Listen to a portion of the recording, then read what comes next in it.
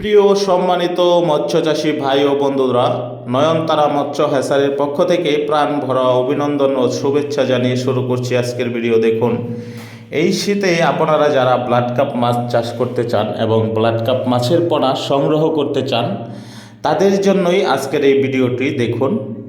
তো এই ভিডিওটি আপনারা অবশ্যই ধৈর্য সহকারে দেখবেন, আর দেশের বাহির থেকে যারা আমাদের ভিডিওটি দেখছেন অবশ্যই আমাদের চ্যানেলটি সাবস্ক্রাইব করে দিবেন, কমেন্টের মাধ্যমে আপনাদের মূল্যবান মতামত জানাবেন।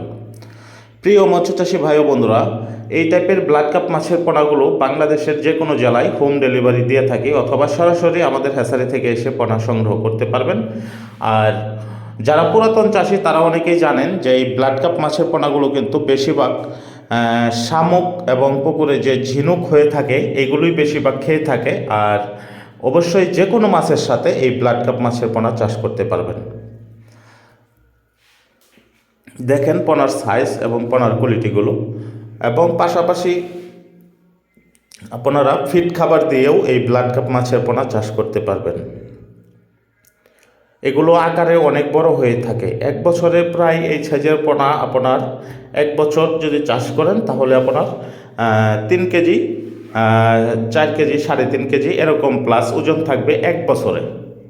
হ্যাঁ, তো আপনারা যারা এই টাইপের পোনা সংগ্রহ করতে চান, আমাদের কাছে অ্যাভেলেবেল পোনা রয়েছে, আপনারা চাইলেই পোনাগুলো সংগ্রহ করতে পারেন আমাদের কাছ থেকে।